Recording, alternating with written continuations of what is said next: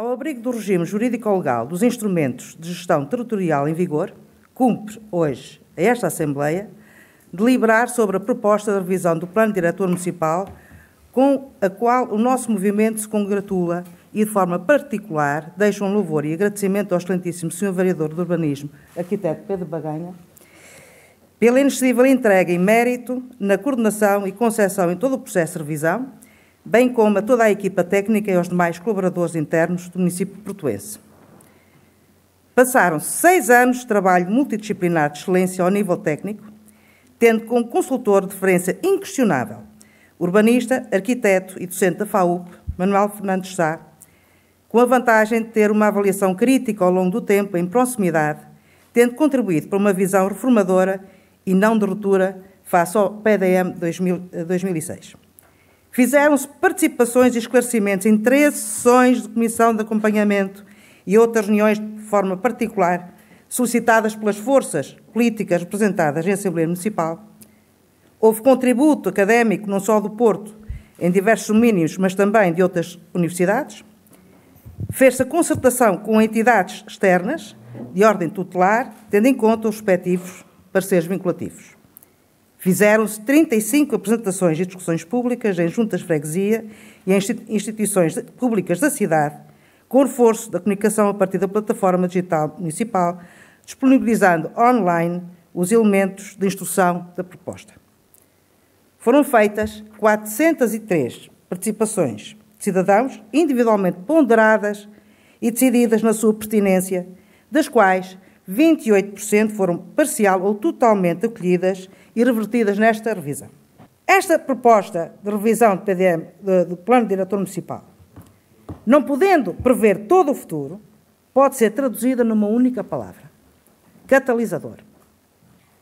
Catalisador de fatores de sustentabilidade, de bem-estar, coesão, de investimento, de resiliência e, muito importante, de confiança. Sem espaço para fundamentalismos, será para o Porto um verdadeiro catalisador futuro.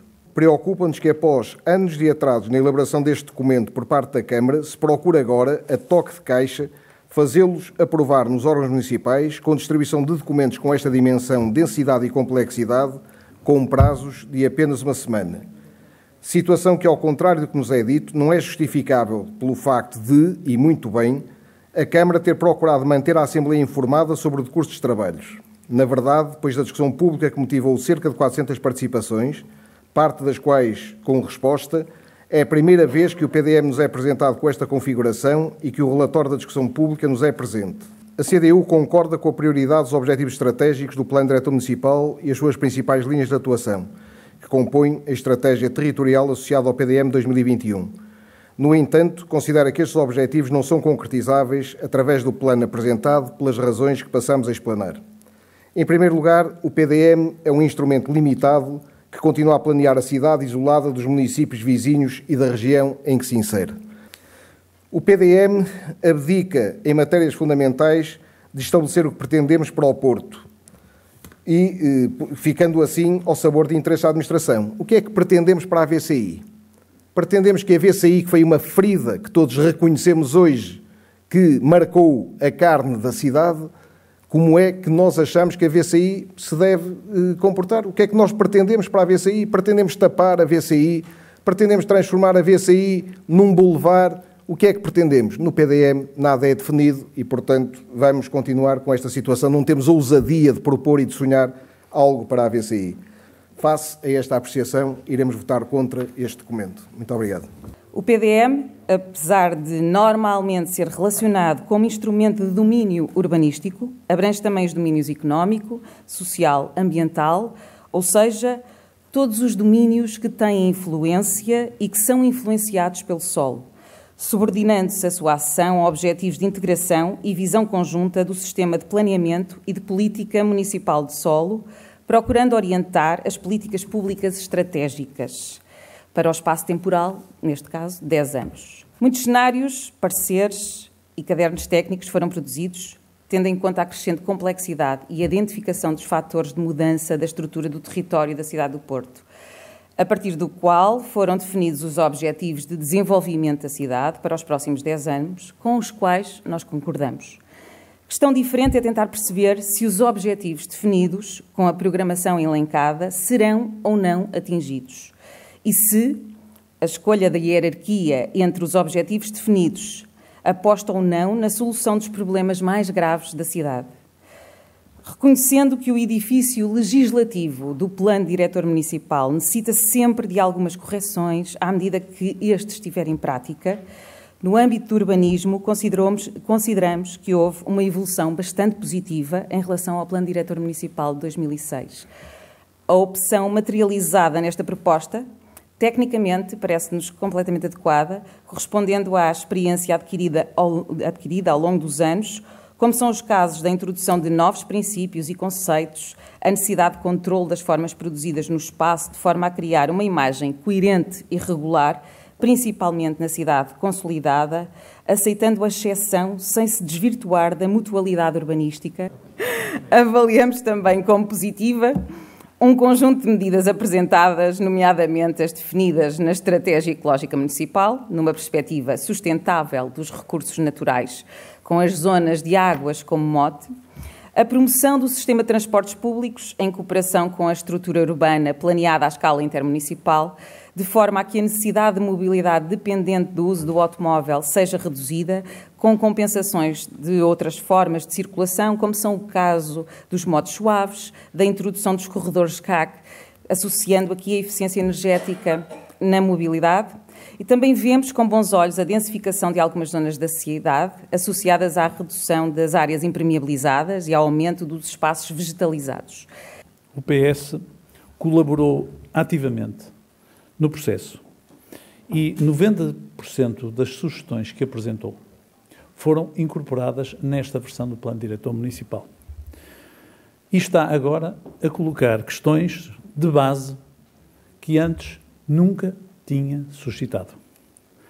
Apagam, assim, a participação, que eu muito valorizo, do Sr. Vereador Arquiteto Correia Fernandes, que foi quem deu início a este processo e, de alguma maneira, gizou a estratégia que viria a ser seguida, o que não deixa também de causar estranheza. Depois, fazem uma outra coisa, esquecem o vosso compromisso, mas esse continua a ser o nosso com campanha.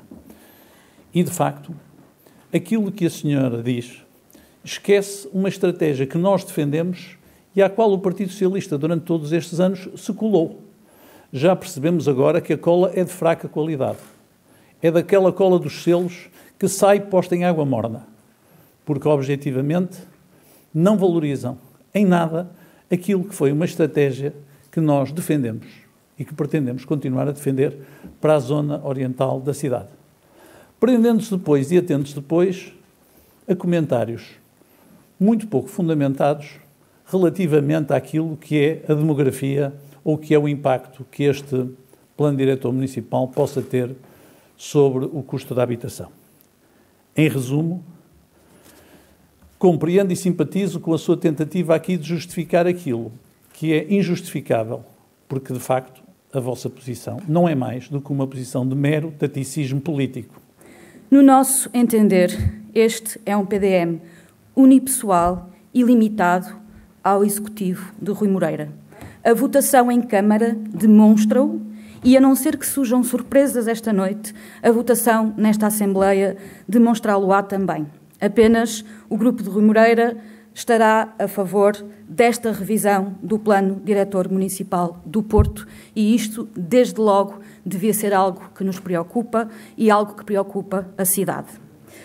Tanto no processo que traz à votação desta noite, como nos resultados desse mesmo processo, este PDM, que condicionará a vida das próximas 3 gerações da cidade, cinge-se à visão do Presidente da Câmara e do seu movimento. No que diz respeito ao processo, que levou mais 5 anos do que suposto, como sabemos, ficou em falta uma participação efetiva das pessoas em prol de uma democracia real que permita que quem vive a cidade a possa co-construir. A importância do PDM em apreciação no desenvolvimento do território municipal, pelo menos nos próximos 10 anos, este também era há 10 anos, foi há 15, impõe clareza e responsabilidade das diversas forças políticas da cidade. Finalmente, e porque a votação de hoje dita o início de um novo ciclo, o Bloco de Esquerda defende que seja imediatamente criada, ou, enfim, em última análise, no início do próximo mandato, podemos deixar aqui as nossas intenções nesse sentido, o Bloco defende que seja criada uma comissão de acompanhamento da execução do Plano Diretor Municipal, precisamente para garantir o acompanhamento daquilo que vai ser a concretização de um instrumento ou das opções tão importantes para a vida das pessoas. Senhora Deputada, há uma coisa que é verdade. Há aqui uma coerência do Bloco de Esquerda. Eu recordo que o atual Plano Diretor Municipal, que eu espero que termine hoje, só mereceu votação contrária de uma força política, que foi do Bloco de Esquerda. E, portanto, nós compreendemos que este plano reformista, porque é um plano reformista que parte em muito no aperfeiçoamento do Plano Diretor Municipal, não mereça o apoio do Bloco de Esquerda. Em primeiro lugar, queria lhe dizer que essa última proposta sua, sobre uma comissão de acompanhamento, peço desculpa, mas ela já existe. Chama-se Comissão de Planeamento e Ordenamento do Território e existe. Portanto, ela existe. Existe no âmbito da Assembleia Municipal. Portanto, essa grande ideia que a senhora trouxe não contribui em nada e o Bloco de Esquerda, elegendo, passará a ter assento nessa comissão. Depois, também não vale a pena dizer que não houve debate democrático. Porquê? Houve, na totalidade, com esta comissão, 13 reuniões, mais uma reunião com cada uma das forças políticas. Houve 35 reuniões públicas nas juntas de freguesia e 403 participações. Pergunto se alguma vez, na discussão de um plano diretor municipal, houve este tipo de participação. Julgo que não. Tenho ideia que não. Mas, pelo menos, também não vale a pena usar isso em verdade. E, em rigor, aquilo que se compreende é o seguinte. Para o Bloco de Esquerda, a democracia representativa é uma chatice. Peço desculpa pela expressão, Sr. Presidente. Vocês são os pseudo-representantes de uma cidade imaginária. Porque, ao discutirem a legitimidade da maioria, das maiorias, aquilo que vocês demonstram de facto não é vontade de mais de participação. Vocês desmontam objetivamente aquilo que é a democracia representativa e mostram a vossa face totalitária. Esta é que é a realidade. Porque vocês acham que os vossos iluminados, sejam eles quem forem, mandam sempre mais que os eleitos. São as Assembleias Populares. Este regime, Sra. Deputada, já passou por essa fase. Mas não sei se sabe que houve uma coisa chamada 25 de novembro. Palavra proibida. Para nós não é. Ao longo deste processo de participação na Comissão de Acompanhamento e das reuniões com o responsável do Pelouro, o PAN procurou identificar as suas preocupações, apontar soluções. Mas, claramente, neste processo, aqueles que gostaríamos de saudar são os participantes na consulta pública. Foram cerca de 400 participações, mas, tal como é referido nos documentos que nos são apresentados, foram acolhidas integralmente apenas 10% dos contributos totais que os portuenses deram neste processo, para o qual muitas pessoas se mobilizaram individual ou coletivamente. Preocupa-nos esta baixa aceitação, mas respeitamos que o Executivo justifique que apenas aceitou aqueles que não mexiam na sua matriz, na sua visão de cidade. O PSD considera que os 5 grandes eixos em que este PDM assenta, a economia e emprego, a identidade e património, a edificação e habitação, mobilidade e transportes, ambiente e qualidade de vida, são consensuais em termos de princípios. No entanto, não conseguimos ver no plano medidas concretas para os atingir. Dentro dos aspectos que consideramos positivos, destacamos o modelo adotado para a Carta de Estrutura Ecológica Municipal. a adoção de sobrepor na rede hidrológica com o ordenamento de áreas e corredores verdes parece-nos um bom contributo para tornar o Porto mais verde e mais sustentável e resiliente do ponto de vista ambiental. No entanto, este não é o PDM que o PSD elaboraria neste momento. Há várias opções políticas materializadas neste PDM que o PSD não subscreve e muitas outras que se imporiam que tivessem sido plasmadas, mas que se revelam omissas. O aspecto mais negativo desta proposta é a opção pela densificação estratégica. Não compreendemos como será possível conciliar esta densificação com o objetivo de promover a qualidade de vida da população. Densificar implica mais pessoas no mesmo espaço, mais movimento nas mesmas vias de circulação, maior pressão sobre as infraestruturas públicas. A densificação da cidade parece ser, portanto, a panaceia deste Executivo para resolver os problemas da falta de habitação da cidade e inverter o declínio demográfico da cidade.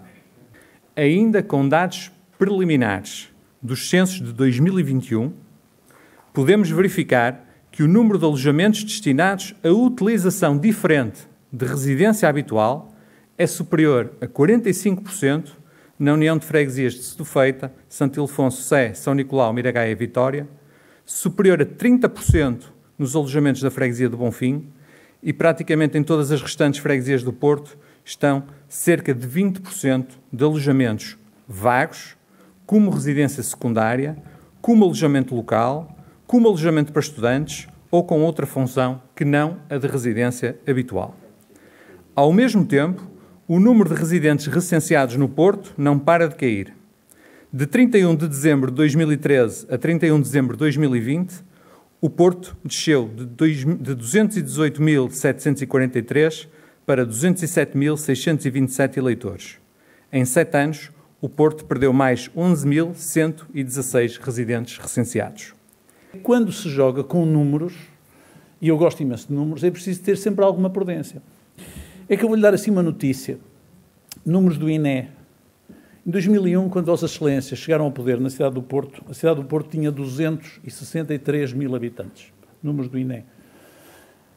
Quando nós chegamos, em 2013 tinha 224 mil. A cidade do Porto tinha perdido 40 mil habitantes em 12 anos. Ou seja, tinha perdido 3 mil e tal habitantes por ano. Depois é verdade que a cidade do Porto continuou ainda a perder habitantes, ainda por cima, mais devagarinho. 2013 a 2017 baixou de 224 mil para 214 mil. Agora uma notícia. Segundo o INE, 2018 e 2019 aumentou a população. Não foi muito, mas foi alguma coisa, pelo menos não baixou. Portanto, enfim, não sei se já teve alguma conversa sobre esta matéria, com o meu antecessor seria conveniente ter, porque é daqueles assuntos que não vale muito a pena, um conselho, não vale muito a pena trazer à campanha eleitoral. É um bocado, é desnecessário, pronto, até porque discutir números é uma coisa bastante chata e portanto, não vale a pena. Depois dizer-lhe outra coisa sobre a densificação, compreendendo eu que essa também é uma das obsessões. E há obsessões, todos nós, cada um de nós tem obsessões. Eu não vejo como é que se pode querer ter mais população na cidade com o custo de habitação mais reduzido e não a densificar. Numa cidade onde aquilo que é a matéria mais escassa é o terreno, é o espaço de construção. Sendo o terreno escasso e representa uma capacidade de edificabilidade escassa, se nós hoje dizemos que a habitação já é cara, queremos trazer população para o Porto, essa população vai aumentar a procura relativamente a uma oferta que é estável. E, portanto, parece-nos a nós que faz sentido, e continuo a dizer, em algumas zonas da cidade, como aqui é previsto, que haja uma flexibilização dos índices. Aliás, devo-lhe dizer que há várias pessoas do partido de Vossa Excelência que pensam da mesma forma que nós pensamos nessa matéria. E, de facto, se eu quero aumentar a cidade, se quero aumentar a população da cidade, e se sei que essa população que quer vir para a cidade tem que poder comprar habitação ou aceder à habitação a preço acessível, a única forma que eu tenho é aqui e ali de aumentar a oferta. E eu só o posso fazer, não temos outra forma de o fazer, senão através da densificação em determinadas zonas da cidade, como qualquer cidade civilizada no mundo.